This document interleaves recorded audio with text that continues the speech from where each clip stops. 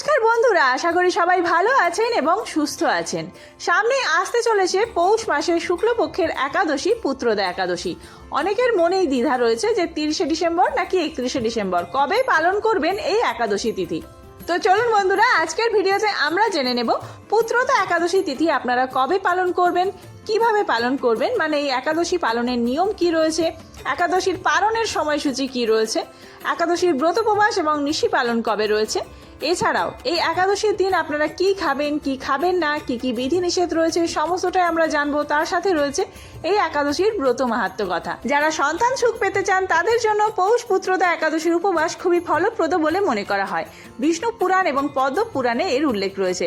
অবশ্যই প্রত্যেকে বছরের শেষ এই একাদশী, পুত্রদা একাদশী নিষ্ঠা সহকারে পালন করুন এবং ভগবান বিষ্ণুর পুজো করুন। সেটিও কিভাবে করবেন তা আজকের ভিডিওতে আমরা জেনে নেব।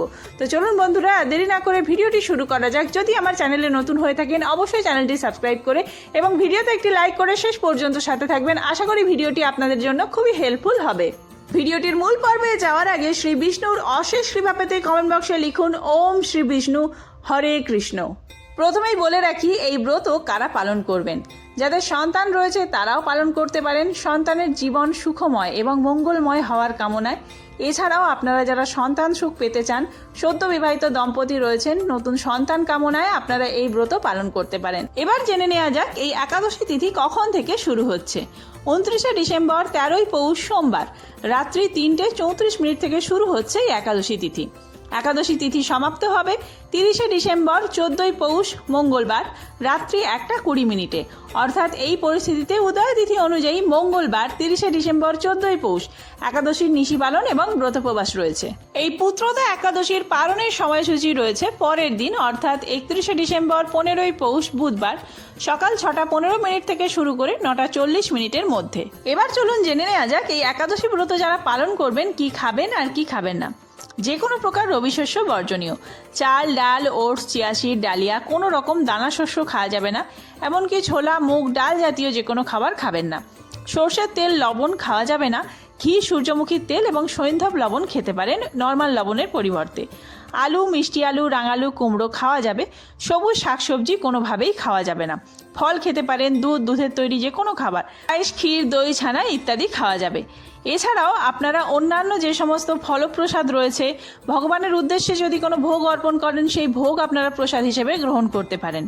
পরিবারের প্রত্যেকে এই দিনে তুলসীতে জল নিবেদন করবেন এবং তুলসী পাতা ভগবান বিষ্ণুর চরণে নিবেদন করবেন।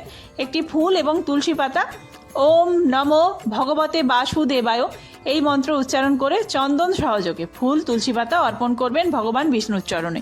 এছাড়াও তুলসীতে জল দান, তুলসী পরিক্রমাও করবেন এই দিনে। এবার চলুন জেনে নেওয়া যাক পুত্রদা একাদশীর ব্রত মাহাত্ম্য কথা। যুধিষ্ঠির মহারাজ ভগবান শ্রীকৃষ্ণের কাছে পৌষ মাসের শুক্লপক্ষের একাদশী সম্পর্কে জিজ্ঞাসা করেছিলেন। এই একাদশী পুত্রদা নামে প্রসিদ্ধ। এই একাদশীর অধিষ্ঠাতা দেবতা হলেন নারায়ণ। ভদ্রাবতী পুরীতে সুকেতুমান নামে এক রাজা ছিলেন। তার রানীর নাম ছিল শৈব্যা। রাজদম্পতি বেশ সুখেই দিন যাপন করছিলেন। বংশ রক্ষার জন্য বহুদিন ধরে ধর্মকর্মের অনুষ্ঠান করেও যখন পুত্র লাভ হলো না, তখন রাজা দুশ্চিন্তায় কাতর হয়ে পড়লেন। তিনি ভাবলেন, পুত্রহীনের জন্ম বৃথা ও গৃহশূন্য, তাদের পিতৃঋণ শোধের কোনো উপায় নেই। তাই তিনি আত্মহত্যার কথা চিন্তা করলেও এরপর ভাবলেন আত্মহত্যা মহাপাপ। তারপর একদিন রাজা নিবিড় বনে গমন করলেন। বন ভ্রমণ করতে করতে দ্বীপ্রহর অতিক্রান্ত হলে রাজার ক্ষুধায় তৃষ্ণায় কাতর হয়ে পড়লেন। তিনি চক্রবাক, রাজহংস এবং নানান রকম মাছে পরিপূর্ণ একটি মনোরম সরোবর দেখতে পেলেন। সরোবরের কাছে মুনিদের একটি আশ্রম ছিল। সরোবর তীরে বেদ পাঠরত মুনিগণ ছিলেন। মুনিগণ রাজার প্রতি প্রসন্ন হয়ে তাদের সেই স্থানে আসার কারণ ও পুত্রদা একাদশীর কথা জানালেন। মুনিদের কথা শোনার পর যথাবিধানে রাজা কেবল ফলমূলাদি আহার করে সেই ব্রত অনুষ্ঠান করলেন। দ্বাদশীর দিনে উপযুক্ত সময়ে শস্যাদি সহকারে পালন করলেন। মুনিদের প্রণাম নিবেদন করে নিজ গৃহে ফিরে এলেন। ব্রতের প্রভাবে রাজার যথাসময়ে একটি তেজস্বী পুত্র লাভ হলো। এই ব্রত সকলেরই পালন করা কর্তব্য। নিষ্ঠা সহকারে যারা এই পুত্রদা একাদশী ব্রত পালন করবে তারা পুত নামক নরক থেকে পরিত্রাণ লাভ করবেন। এই ব্রত কথা শ্রবণ কীর্তনে অগ্নিষ্ঠম যজ্ঞের সমান ফল পাওয়া যায়। ত্রিলোকে এর মতো শ্রেষ্ঠ ব্রত আর নেই। এই ব্রতকারীকে নারায়ণ বিদ্যান এবং যশস্বী করে তোলেন এবং তেজস্বী পুত্র লাভ করা যায়। তো বন্ধুরা, আজকের ভিডিওটি এই পর্যন্তই। খুব তাড়াতাড়ি পৌষ পূর্ণিমা বিষয়ে ভিডিও আসছে, সেই সমস্ত ভিডিও দেখার জন্য অবশ্যই চ্যানেলটি সাবস্ক্রাইব করে সাথে থাকবেন। সবাইকে নতুন বছরের আগাম শুভেচ্ছা। ধন্যবাদ।